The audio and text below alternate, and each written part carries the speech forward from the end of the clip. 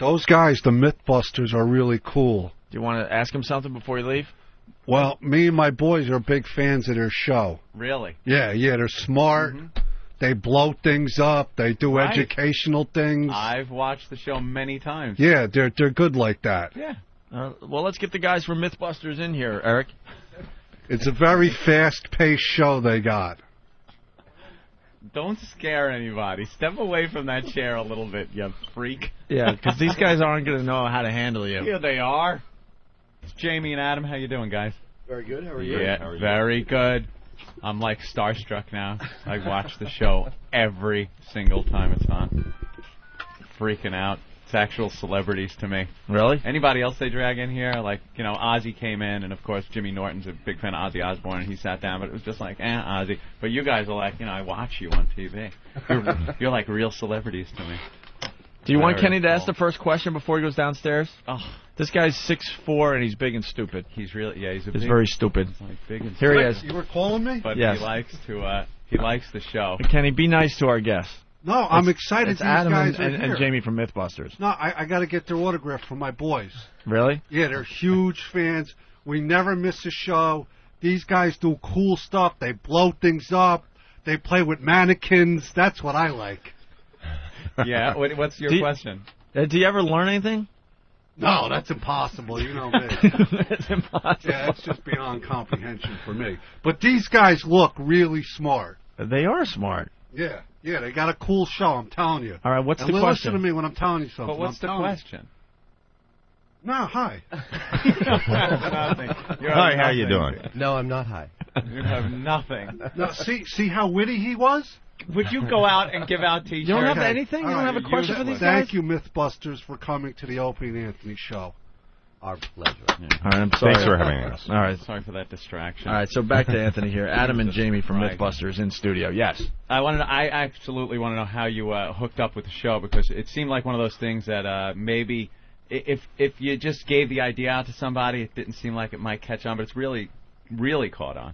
Well, and I know a lot of people that watch it and enjoy it. Well, actually, the idea came to the mind of our producer, Peter Reese, who was a producer for a show on Discovery called Beyond 2000 for about 10 years. Yeah. A technology magazine-style show. And he thought up the idea for Mythbusters and pitched it to Discovery. And when they were looking around for talent, he had actually interviewed Jamie and I as part of the original Robot Wars, the precursor to BattleBots, back in like 1996. Well, Jamie was a competitor. With his lethal robot Blendo. Blendo. Yeah, it was about the nastiest thing that had ever been made at that point. And so we had 4 matches, and none of them lasted longer than about 4 seconds. What type of bot was it? It was the first of what they call spinners, and so it was essentially a 150-pound flywheel spinning at about 500 RPM. I noticed the flippers usually did better against the spinners. Well, not against our spinner. Not against yours? No. We just had to touch them, and it was over. They would just fly against the wall or something. We had the distinction of when BattleBots finally came, we could see that the arena accommodated for Blendo specifically. Really? With a roof on the arena. Because we kept tossing pieces of our opponents up over the barrier and into the audience, and that's why they kept on. That adds an element of fun to the whole thing. Yeah, exactly. I'd put it this way. When Blendo was spun up, it was the equivalent of getting hit by a chunk of brass the size of your fist going the speed of sound. That was the math. Damage. Well, so when Peter called up Jamie and back in, I think, the beginning of 2002 and said, would you be interested in hosting this show, the science show on Discovery Channel? And Jamie said, well, I think I might be interested, but I'm not sure I'd actually be dynamic enough to hold a show on my own. But I've got this friend, and together we might make a good team. And we shot a 14-minute demo reel we sent to them. And apparently they loved it. They sent it to Discovery, and Discovery said to us, these are just the geeks we were looking for. Really? And apparently they said to each other, just what we need, a couple of homosexuals from San Francisco. Oh my God. But we're not gay. We're not gay. You make the beret look cool again, though, bro. I gotta give it to you, man. I definitely, the personalities are definitely different. I watched the kind of like the outtake show that you guys put together, which was really, really funny. And it seems like a lot of people kind of goof on you, Jamie, a little bit about your personality, and you're kind of, the business guy out of the crew. Well, they goof on both of us, and I think the choice of us as a team turned out to be a really good call that might not be apparent when you watch the show, and that's because we have what I think of as binocular vision. When we're dealing with a subject, we're coming at it from such different personalities and points of view that it really displays the subject matter, which, I mean, we clown around a lot, we have a lot of fun, but ultimately we'd like to get as much science in there, because that's, you may watch the show because it's funny, but you'll stay with the show because there's a lot of interesting content in it. I'm a complete techno geek, so I just love when you guys and what you were just talking about, the when you have to attack a problem and build two separate things alone. The way you guys go about it is just hysterical at the differences. I mean, Adam, you really come off as like the clown that just, you look and go, how did he even get that to work, kind of thing. And you always expect Jamie to build a better machine than yours. Sorry, I don't mean to insult you or anything. I'd like to point out the personality just comes out. Hey, I'd like to point out that I found a needle in a haystack first. That is true. I did see that. You're a little. Wait, how do you go about finding the needle in the haystack? Well, they gave us 4 different needles of different sizes: small, medium, really large, and then they gave us this bone needle. And, of course, the first thing we'd both think of is some type of magnetic finder or metal detector. The bone needle made it exponentially more difficult. So, actually, Jamie used fire to burn all of his hay and look through the ashes for the small bits. And I used water to actually, these agitating paddle wheels that fed the hay through a trough, and hopefully the bone needle would fall to the bottom. And I also had magnets to find we both had magnets to find the metal needles. And our producer, of course, always liking a good challenge, gave us 1,000 pounds of hay, which is, like, if you fluffed it, is enough to fill this room about 4 times. Yeah. Yeah, and, while Adam's worked better, mine was cooler. It was. Fire is always cooler, and that's part of the show that I think everybody loves, and I envy you guys. The amount of explosives you guys get to use is amazing, and each time it seems to be like you're getting more and more. Well, yeah, I mean, the most recent really large one we did, blowing up the cement truck. The cement truck was amazing. What was that one about? Well, the myth is, can you use a stick of dynamite to clean out cement that's hardened in the side of a cement truck? You've heard about there is a myth out there that some guy had left the cement in the cement truck and it dried, and then they used dynamite to loosen it up. Yeah, and it turned out that a single stick of dynamite inside a truck with a little residue in it is, I mean, we don't want to recommend it, but it actually works quite well. Yeah. Because it just kind of sends out a shock wave and it loosens the stuff and it makes it easier to clean out. But of course, it looks really boring. Yeah, there's like smoke. Yeah, there's this puff out the back. Yeah, so doing what we do on the show, we had to take it as far as we could, and that involved 800 pounds of what is called ANFO, which is a fertilizer diesel fuel mix, and we had to be about 1.5 miles away to see what that would do. The truck disappeared. The camera was 1 mile away, and parts of the truck flew over the camera. Wow. And when we tried to get, this is actually one of the things we love about the show, we tried to get a permit to actually blow up a cement truck, and it turned out there's nobody in the world licensed to use enough explosives to blow up a cement truck. So our researchers, who are this brilliant team of 4 researchers that can get us to do anything, found that, well, why don't we go to the guys who write the permits, even if a permit doesn't exist? And she got the FBI bomb squad great idea. to agree to hold a training exercise. Oh, is that what it was? Yeah, that's what they called it. And, I mean, the FBI bomb squad, I have to say, is the tightest crew we've ever worked with. Those guys were great. They also helped us out on a myth for, well, we're hosting Shark Week this July. Oh, you are? And they helped us out on a Week. myth for Shark Week. Can you blow up a scuba tank by shooting it with a 30-06? From Jaws, of Yes. course. Yeah, we've learned not to egg on the normal pyros because there can be problems.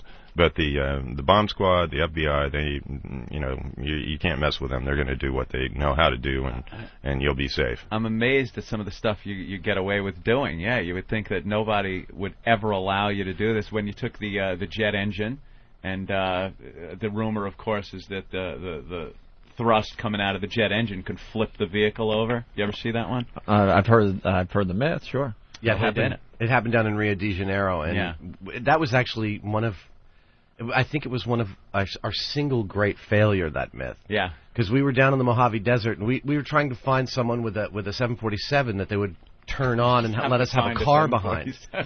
And we found that out in the Mojave Desert Airport, there is they mothball planes out there because it's perfect, no precipitation, the weather's great. And I've heard about that. They retire planes out in the middle of the desert, right? Yeah, because they last forever out there. Right. So there's these companies that take these planes out of the hangars every month and just start them up to make sure the engines keep running. And we were like, we just want to be behind one of these planes when you turn it on. Wow. And they were totally cool about it. And we're standing out there on the runway. We've got a 747. It's just about to fire up its engines. We've got a remote-controlled taxi cab right here. And the insurance company's on the phone with us saying, we're no longer comfortable with doing this. You can't do it. And we're thinking, do we just do it? Do we just push the car 50 feet forward and say, screw it? Yeah, and it was so frustrating because what's the plane gonna suck the car around the front of the intake? You know, it's way behind the jet. The jet is gonna push the car away from the airplane. What's the problem? You guys look like you're pretty safe at what you're doing, even though it's insane. Some of the things. One of the most unsafe things was Adam inside the remote control car that Jamie was he was controlling with a remote. Not controlling. It proceeded to just drive straight into a fence. Well, we had a little problem with some switches. What can I say? Oh, is that it? Yeah. Couple problems with the switches? Yeah, there was some that didn't work. He lost control. The best, my favorite part of that is as the car's driving away and the staff's all kind of watching in horror, you hear me go, Jamie, from the inside of the car.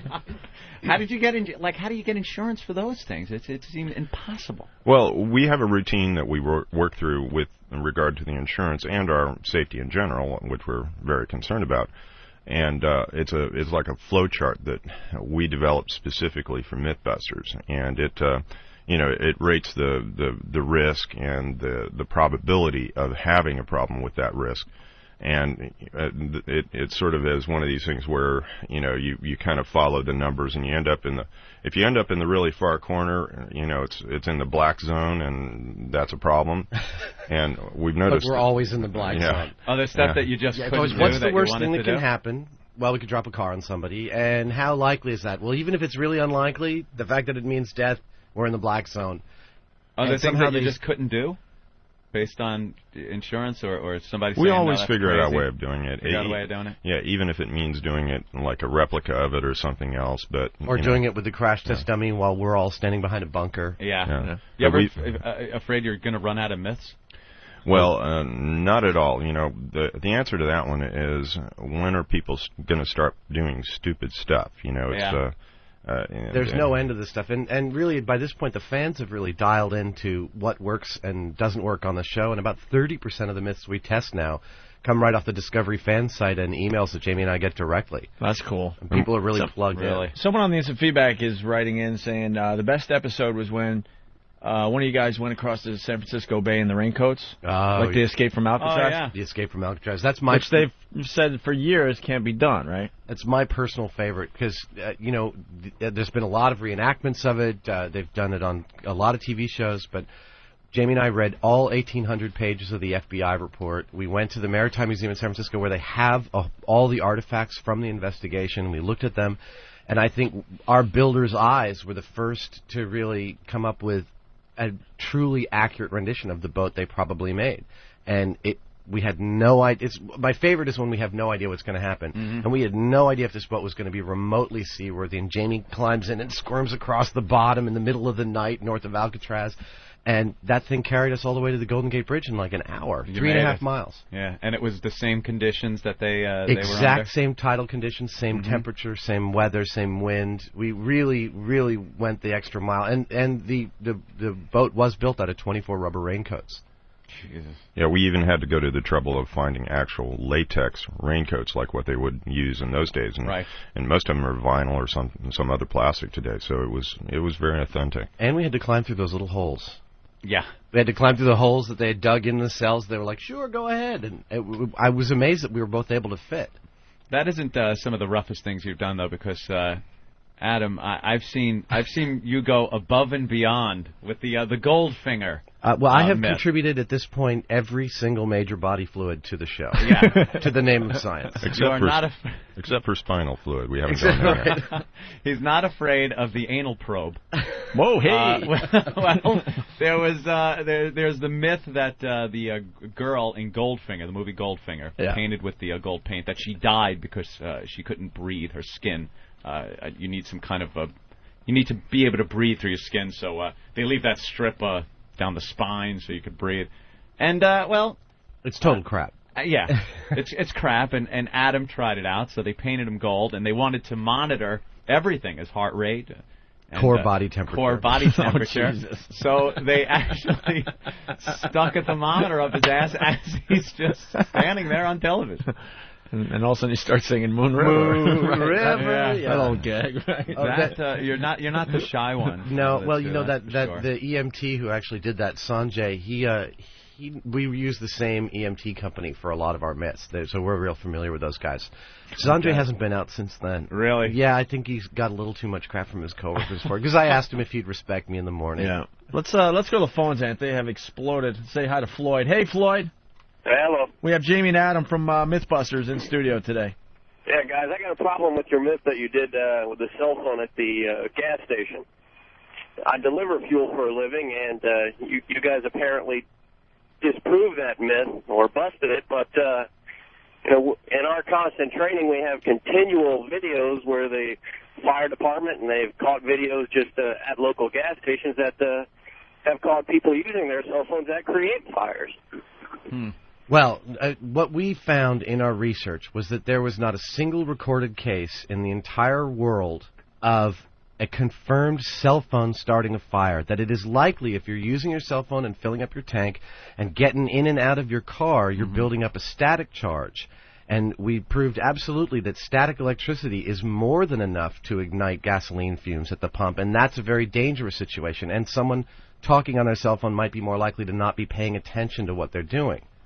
But that there is... And we also consulted with the Petroleum Equipment Institute, PEI, which is the world authority on petroleum devices like the gas pumps. And accidents at the pumps. They compile all the data on accidents at pumps. I think they have a little more info than the guy that just called it. Well, that's what I'm thinking, I'd give it to these guys over here. Don't get me wrong. I'm all for an industry erring on the side of caution. But and we, every time someone's cell phone battery blows up in their pocket, we get an email. But when you consider that there's probably a billion, what do you call them, like aftermarket batteries out of China in everybody's pockets, we can't find the battery that's been misbuilt that's going to short. We try and short batteries. While you're filling up your gas tank. Exactly. And there's also an interesting thing that we found out recently. The FBI bomb squad and other people that handle explosives are in a habit of, in fact, they make a rule of not having any radio transmissions in the area when they're dealing with explosives. However, they're not so concerned about the cell phones as they are about the like a high-powered police portable radio or something like that. It is apparently possible to create a spark from a radio transmission. It's just that cell phones themselves have such a low wattage that it's virtually impossible for that to happen as far as we're aware. Every time I see the on the gas pump, don't use your cell phone now, I think of the Mythbusters. Well, one thing the Petroleum Equipment Institute did tell us was in their compilation of figures per year that in the 2 years since our first test of that aired, that static electricity accidents at gas stations have gone down 60%. Ooh. So we might have actually saved 4 or 5 lives with our show. All right, let's go to Texas, Anthony. Texas, what's up? Hey, how's it going, you guys? You all right? All right, how are you? Doing good. I just wanted to call in. Jamie, Adam, love the show. It's favorite thing. Was like awesome. I'm a big freaking geek, and I catch it every week, and it's on TiVo, so I can watch it again. Another question I had is, are the season DVDs coming out, or are they out? And if so, where are they available?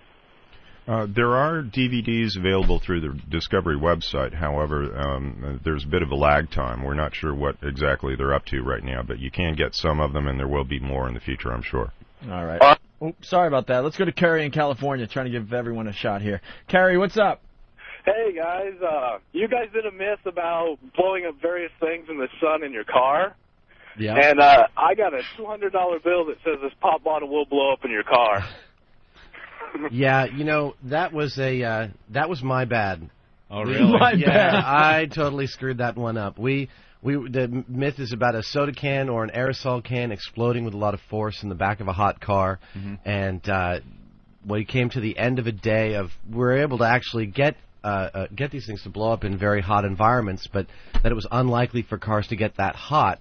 And it turns out that all over the country there are plenty of places where cars actually get up to like 190 to 200 degrees in a car, and that's enough to heat up certain cans of soda or aerosol to blow up. Which also brings up one of Mythbusters' favorite lines, and that is that failure is always an option. With us, one thing I got to say about the show for the viewers out there. We're not so concerned about providing definitive proof about some scientific fact. We're more interested in the process.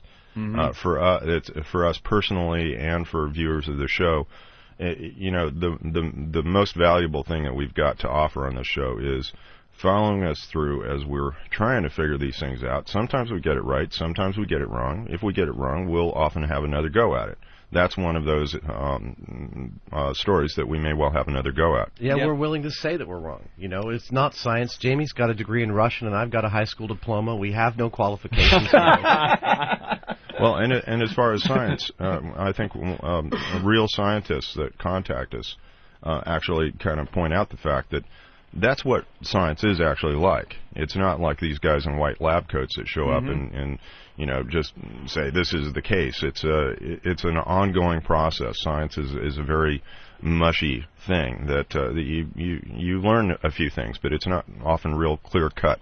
The process is the most fun part of the show, because obviously you would know that you cannot jump in an elevator as it's free falling and live through it. I don't think there's anybody that's going to watch that and go, I wonder how this is going to work out. But the process, that you guys doing it, the fun of being able to drop an elevator like that, that's what people tune in for. There is a moment on every shoot about once a week when we all look around and we're standing there. There's a team of people downstairs in this abandoned crack hotel, and I'm upstairs with a 10,000-pound special effects quick release trying to release this elevator, and we're thinking, what the hell are we doing?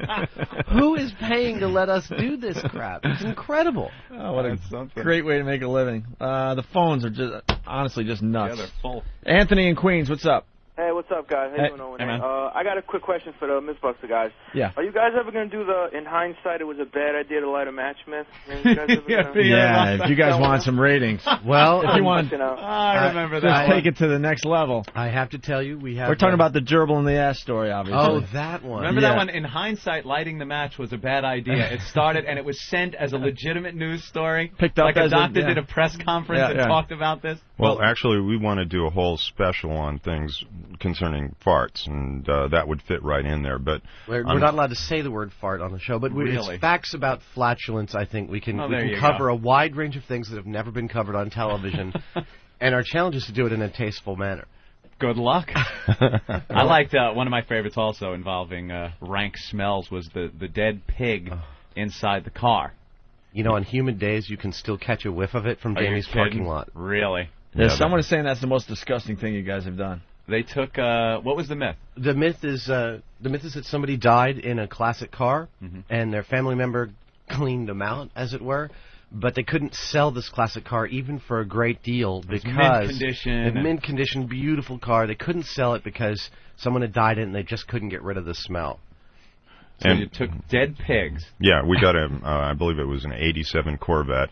And at first we just kind of put the pig in there and let it set for a while. And then the whole area out in front of the shop was like, really started to get weird. And so we get packing tape and we're taping up all around the door seals. And we let that sit for a while, and then that didn't work. And so finally we got a container, a shipping container, and put it in there. And sealed it up for a few months. Sealed it up. But, we had time-lapse cameras stuck in here, but even they couldn't handle it. They kept failing because of the ammonia concentration. Yeah, wow. And that turned out to be the biggest problem with the car, was that the corrosion from all of these gases and fluids and things that kind of leave the pig and go elsewhere are extremely corrosive, and we would have had to pull the dash and strip out every single little thing. This car had computerized things in it, and it just was.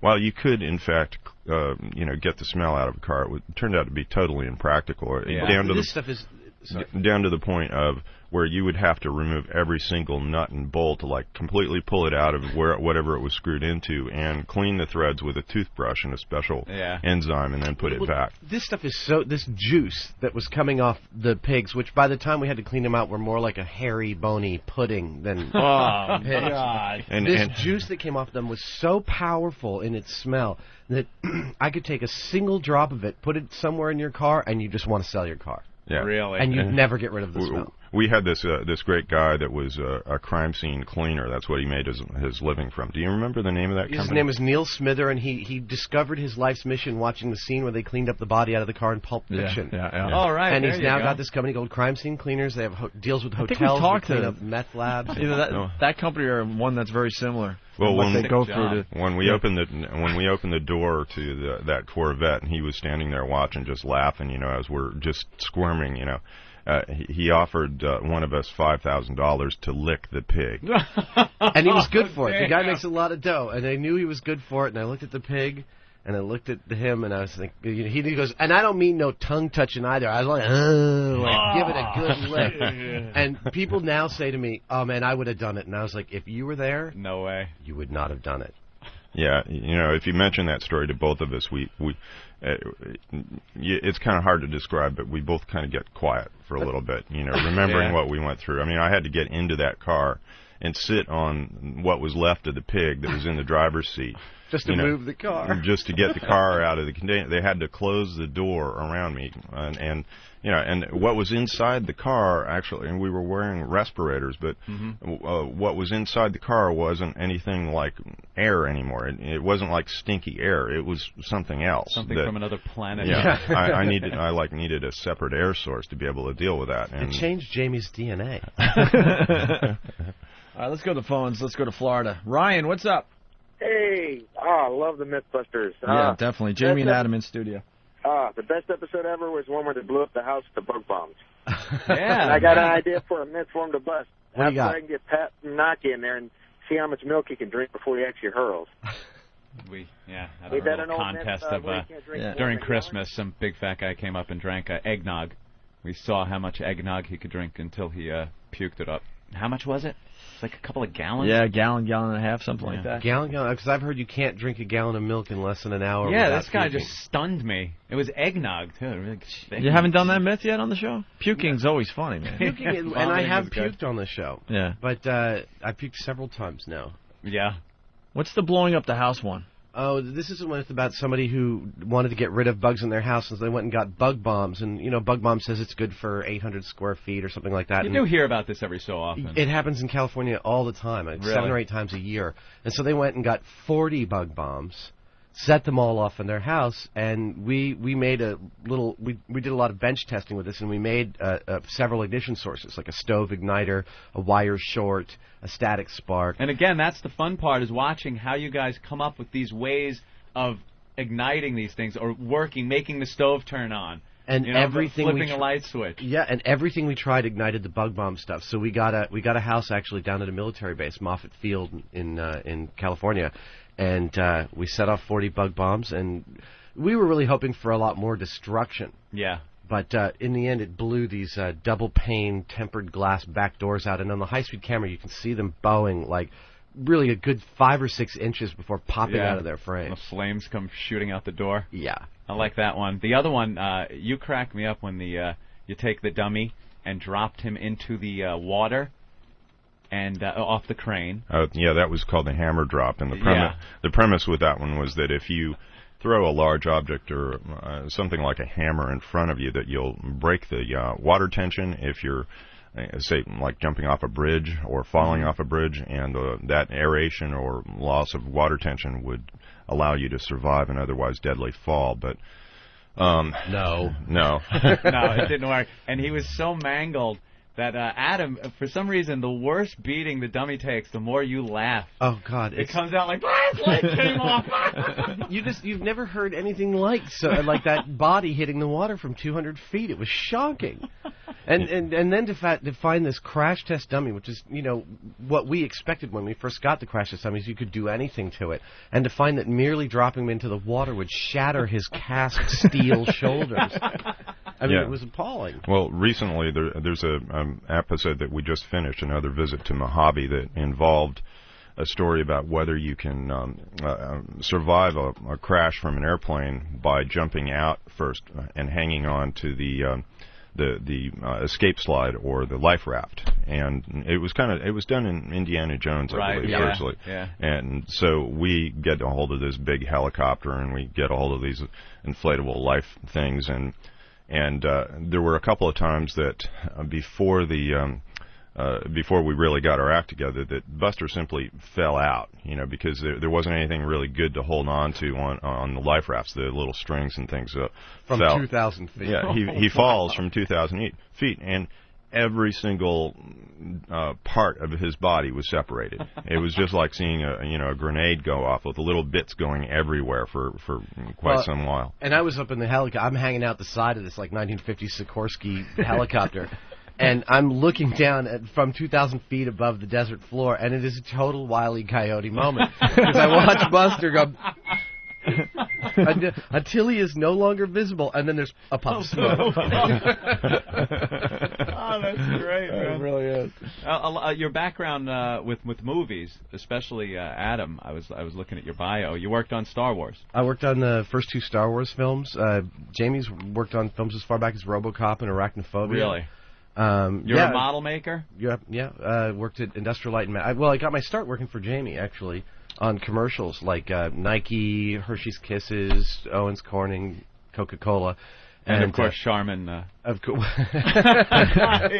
Yeah, I played Mr. Whipple's stock boy in the Charmin commercial. Oh, no kidding. Commercials. Back around 1982. You are famous. And I guess you were squeezing it? No, actually, I was the stock boy Jimmy.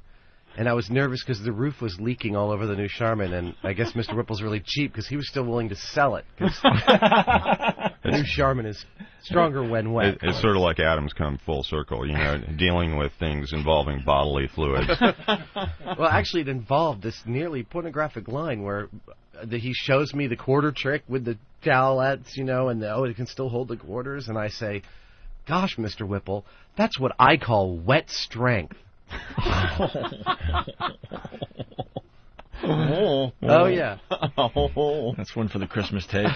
Christmas party. Now, did you see the new Star Wars? I was going to go to a matinee today. Oh, really? Yes. All right. Yeah, I saw it. Very good. I liked it. Much better than the previous 2 that he put out. I want to find out if I can take my 6-year-old twin boys to it. Probably not, unless you're like the cool dad who, my father took me to Bonnie and Clyde when I was 7 years old or something like that. Yeah, my parents took took me to Arby's. My parents took me to Sharky's Machine when I was 9, and I remember running out screaming at the killer freebaser. Be parents. Hey, let's go back to the phones here and say hi to Dan. Dan, what's up? Hey, what's going on, guys? Hey. I got a question for Adam. Last season, you had a date one night, and you wound up singeing all the hair off your eyebrows and head. Yes. How'd the date go? The date went just fine, thank you. And did you shave everything else to match? No, it turned out only the top part was singed, and with some good scrubbing, I didn't even smell that burnt. A little more flame action. I can't remember which one that was. Why? That was actually the early face. testing on Cell Phone Destroys Gas Station. We were trying to create an environment where we got a static spark to ignite a small chamber of gasoline, and as often happens on the show, we spent 3 days just trying to prove gasoline is flammable. We were really flummoxed by it, and by the time it finally ignited, we were so blasé and so kind of, nothing's going to happen, that I had my face right up against this thing, and big fireball kind of enveloped my head. The front of his hair was gone and his eyebrows. No kidding. We found that Adam kind of gets frisky after he gets hurt. In fact, the last time, the most notable time that he did this involved the vacuum cleaner motor that he.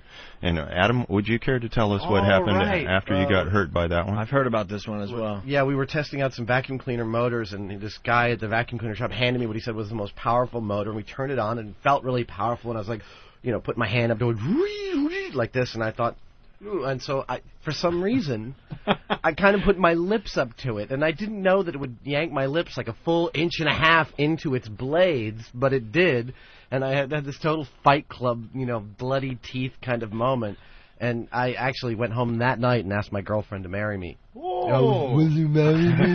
Romantic Baby, moment. give us a kiss. Hey, really fast, we got a guy that cleans up dead bodies for a living. Keith. Hey, man. What's up? A little lick-a-stick and Mythbusters rule.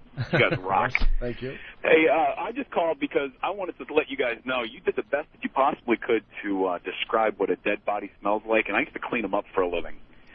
Sometimes they'd be there 2-3 months, sometimes they'd be there a couple days, and you never, ever get that smell out of your nose, and you just can't possibly get the point across to anybody how bad a human body, or even a pig, because I guess that's the most similar, right? Oh, yeah. Yep.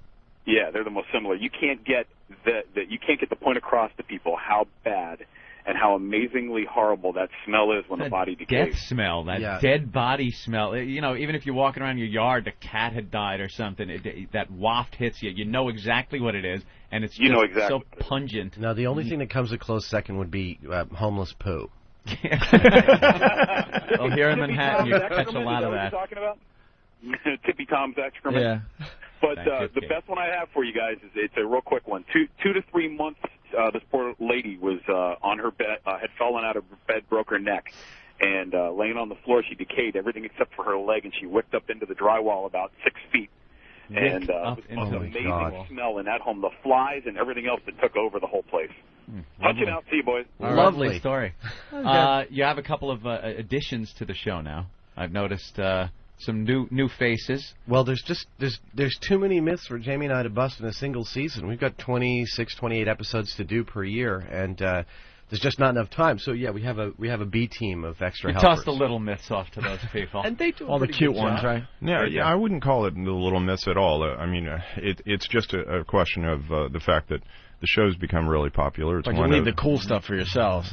Well, if it blows up, I mean, these guys are if it involves fire, we're doing those. No, not at all. I mean, we definitely have our we get the pick of the litter, I think. But the second team or the B team is just simply due to the fact that the show we're not able to produce as much as the viewers want. And actually, two members of the B, we've got Tori, who's been on since last season, and Carrie, who actually.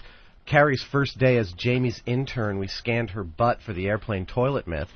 And then we've just brought on Grant Imahara, and both Tori and Grant are actually alumni of mine from Lucasfilm. Really? They both worked with me on the Star Wars films. Grant is actually one of the 3 licensed R2-D2 operators. Really? Yeah. Yeah, that's a nice credit to have. But and one of the geeks.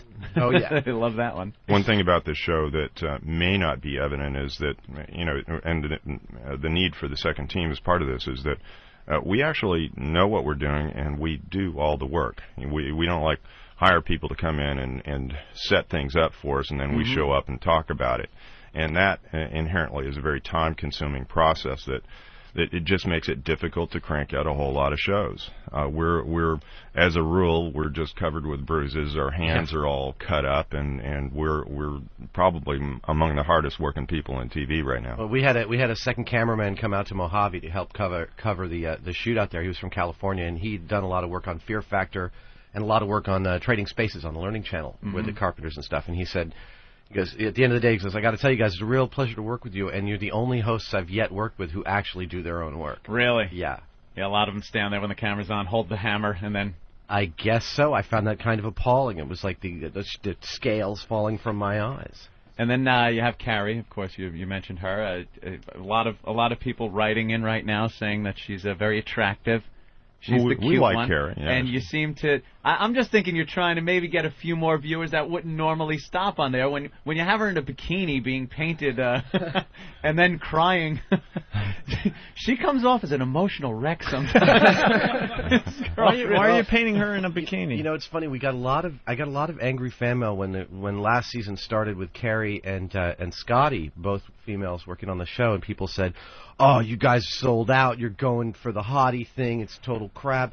And my thing is, well, you can't win. I'm happy to show. I'm happy to show women actually being able to use tools and being competent in the shop. I think that's a positive message, not a negative message.